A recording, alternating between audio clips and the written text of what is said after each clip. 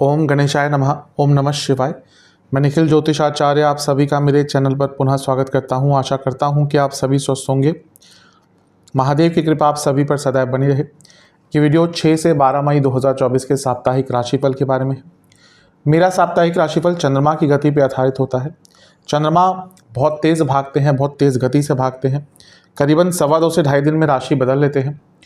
तो स्वाभाविक है कि पूरे हफ्ते में, जो कि 7 दिन का होता है, अलग अलग भावों में जाएंगे, अलग अलग राशियों में जाएंगे, अलग अलग ग्रहों के साथ युति योग दृष्टि संबंध बनाएंगे। तो इन सब चीज़ों का क्या प्रभाव आपके जीवन पर पड़ सकता है, यही आधार मेरे साप्ताहिक राशिफल का होता है। चंद्रमा मन के कारक हैं और उससे इम्पॉर्टेंट चीज़ ये है कि जिस भाव में जाते हैं उसको एक्टिवेट कर देते हैं। इसीलिए डे टू डे एक्टिविटीज़ पर कहीं ना कहीं चंद्रमा का प्रभाव सबसे ज़्यादा पड़ता है। तो इस वीडियो में हम यही विश्लेषण करने की कोशिश करेंगे कि इस सप्ताह में क्या क्या प्रभाव आप पर पड़ सकता है। यदि आपकी लग्न राशि या चंद्र राशि सिम है, दोनों ही गाइडेंस के लिए अवश्य इस राशिफल को देख सकते हैं। जहां से आपको ज़्यादा रिलेट करता है वहां से देखिए। मेरा व्यक्तिगत मत है कि लग्न राशि ज़्यादा सटीकता देती है। तो शुरुआत करते हैं इस अत्यंत महत्वपूर्ण राशिफल का। चंद्रमा 6 मई शाम को 5:30 बजे के आसपास आपके नवम भाव यानी कि भाग्य स्थान में प्रवेश कर जाएंगे, मेष राशि में, और 8 मई रात के या शाम के 7 बजे तक वहीं पर रहेंगे। चंद्रमा का नवम में आना वैसे अच्छा ही होता है। यहाँ पर लेकिन थोड़ी सी प्रॉब्लम यह है कि अमावस्या योग बन गया, क्योंकि सूर्य चंद्र साथ में है और नवम भाव में बढ़ गया। तो यहाँ पे थोड़ी सी प्रॉब्लम ये हो सकती है कि भाग्य का उतना साथ नहीं मिलेगा। घर के बड़ों से झगड़े हो सकते हैं, ऑफिस में बॉसेस से झगड़े हो सकते हैं। अच्छी चीज़ ये है कि चंद्रमा 12वें घर के स्वामी नवम भाव में है। जो विदेश से संबंधित कार्य करते हैं या विदेश में कार्य करते हैं उनके लिए समय ठीक ठाक रहेगा।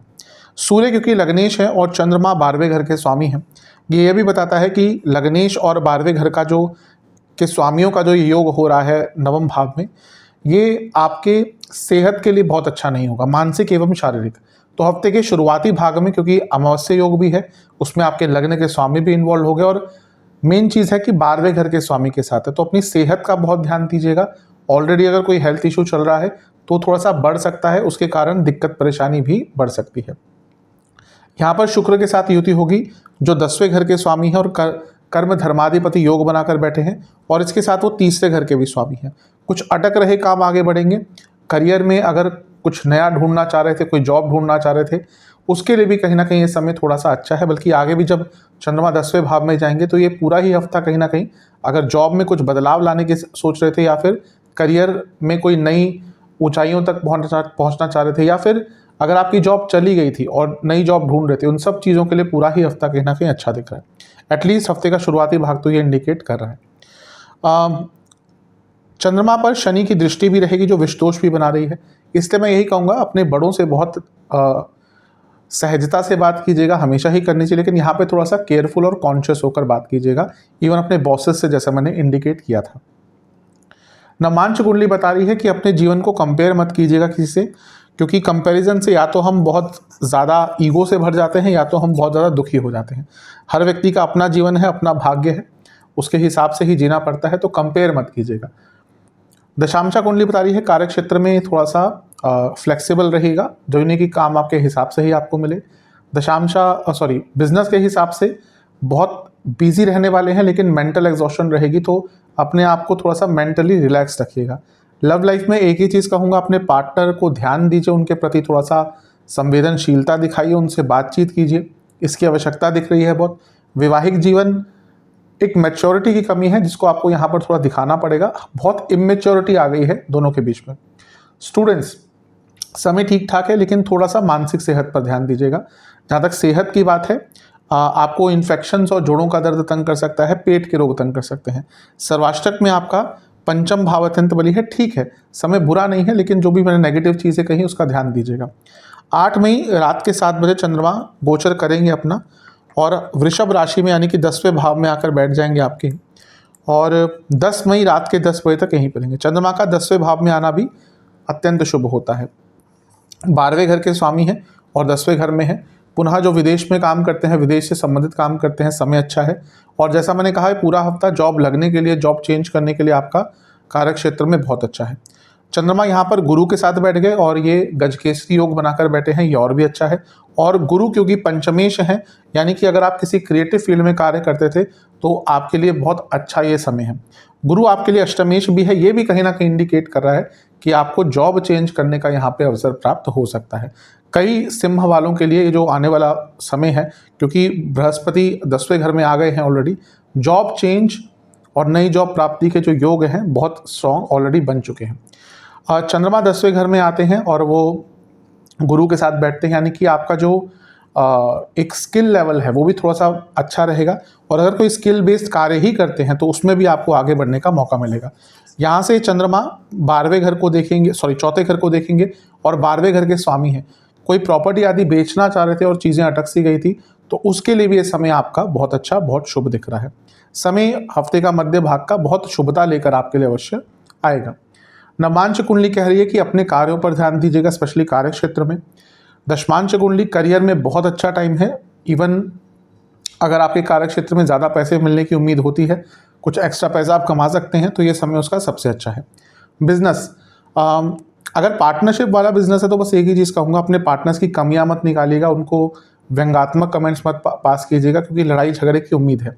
अदरवाइज ठीक है समय। लव लाइफ, थोड़ा सा स्टेबिलिटी पे काम करना पड़ेगा, उसकी कमी दिख रही है। वैवाहिक जीवन में अच्छा समय नहीं रहेगा, क्योंकि एक तो ग्लानि की भावना सी रहेगी और जो वैवाहिक जीवन आप एक्सपेक्ट कर रहे थे वैसा नहीं चलेगा, उसके कारण भी थोड़ा सा उदासीनता रहेगी। स्टूडेंट्स के लिए अच्छा समय है, कई आपके अटके हुए कार्य पूर्ण होंगे, शुभतापूर्ण समय दिख रहा है। सेहत के अनुसार कफ रोग रहेंगे, लिवर के रोग तंग करेंगे अगर ऑलरेडी कोई है तो। सर्वाष्टक में आपका छठा भाव अत्यंत बली है। वैसे समय अच्छा है, बस थोड़ा सा व्यर्थ की चिंताओं से अपने आप को दूर रख सकते हैं तो बहुत अच्छा रहेगा। 10 मई रात के 10 बजे चंद्रमा राशि बदलेंगे पुनः और आपके 11वें भाव में जाकर विराजमान हो जाएंगे, यानी कि मिथुन में। और इसी दिन बुध का भी गोचर हो जाएगा और वो आपके मेष में यानी कि 9वें भाव में आ जाएंगे। चंद्रमा का 11वें भाव में जाना भी बहुत अच्छा, बहुत शुभ होता है। यहाँ पर मंगल की दृष्टि भी पड़ गई और मंगल आपके लिए एक तो योग कारक ग्रह है और ऊपर से वो भाग्येश है और चौथे घर के स्वामी हैं। चंद्र मंगल योग बना और 11वें घर में बना, यानी कि पैसा आएगा। और क्योंकि मंगल अष्टम में है तो अचानक से पैसा आएगा। तो हफ्ते का अंतिम भाग भी आपके लिए बहुत शुभता लेकर आ रहा है। जैसा मैंने कहा मंगल योग कारक ग्रह है, तो योग कारक ग्रह का काम ये होता है कि आपके अटके हुए कार्य पूर्ण करना, और 11वां भाव भी कहीं ना कहीं जीवन को गति प्रदान करता है। तो अगर आपका कोई बहुत मेजर कार्य अटक रहा था पिछले 2-3 महीनों से जो नहीं हो पा रहा था, ये वो समय है जब आपका वो कार्य अवश्य पूर्णता की तरफ जा सकता है। बस ध्यान ये दीजिएगा, जब अष्टम के मंगल का प्रभाव होता है तो व्यक्ति के अंदर एक अजब सी तेजी आ जाती है, इंपल्सिवनेस आती है, गलत निर्णय लेने की क्षमता बढ़ जाती है। इसलिए कोई बड़ा निर्णय लेने से पहले किसी से विचार विमर्श कर लेंगे तो आपके लिए बहुत अच्छा रहेगा। फाइनेंशियल निर्णय यानी कि जहाँ पे पैसा लगाने की बात है उससे थोड़ा सा यहाँ पर बच के रहेंगे तो आपके लिए अच्छा रहेगा। नवमांश कुंडली कह रही है कि कम बोलिएगा, ये वो टाइम है जब ज़्यादा बोलने के कारण प्रॉब्लम्स आ सकती हैं। दशमांश कुंडली कार्य क्षेत्र में बहुत अच्छा है, बल्कि कुछ नया सीखने को मिल सकता है, लेकिन यहाँ पे भी यही इंडिकेट करूँगा कम बोलिएगा। बिजनेस, थोड़ी क्रिएटिविटी दिख रही है, कुछ नया आइडिया इंप्लीमेंट करना चाह रहे थे, समय अच्छा है, ओवरऑल ठीक समय है बिजनेस में। लव लाइफ, शायद आप अपने पार्टनर को उतना टाइम नहीं दे पा रहे जितना वो आपसे एक्सपेक्ट कर रहे हैं, तो यहाँ पर उनको थोड़ा सा अलग से टाइम अवश्य दीजिएगा। वैवाहिक जीवन में बहुत अच्छा तो नहीं कहूँगा, एक अकेलापन सा रहेगा। इमोशनल लेवल पर थोड़ी सी एकदम रूखापन सा यहाँ पे दिख रहा है, बहुत अच्छा टाइम नहीं है। स्टूडेंट्स, ओवर एक्साइटमेंट यहाँ पर तंग करेगी, तो थोड़ा सा अपने ओवर एक्साइटमेंट के लेवल पर कंट्रोल आपको पाना है। जहाँ तक सेहत की बात है, बॉडी में कोई इन्फेक्शन, लोअर बॉडी में कोई प्रॉब्लम, पेट के रोग और कफ रोग यहाँ पर बढ़ेंगे आपके। सर्वाष्टक में आपका सप्तम भाव अत्यंत बली है। बिजनेस में जैसा मैंने कहा क्रिएटिविटी दिख रही है।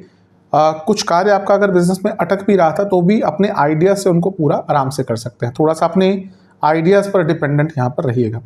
उपाय के स्वरूप में सूर्य देवता को जल अर्पण करते हुए आपको ओम भास्कराय नमः मंत्र का जाप करना है। उस जल में कुछ इलायची के दाने अवश्य डाल दीजिएगा। आशा करता हूँ वीडियो काम आएगा। चैनल पर नए हैं सब्सक्राइब कीजिए, वीडियो को लाइक कीजिए। अगली वीडियो में मिलूंगा, तब तक के लिए ओम नमः शिवाय।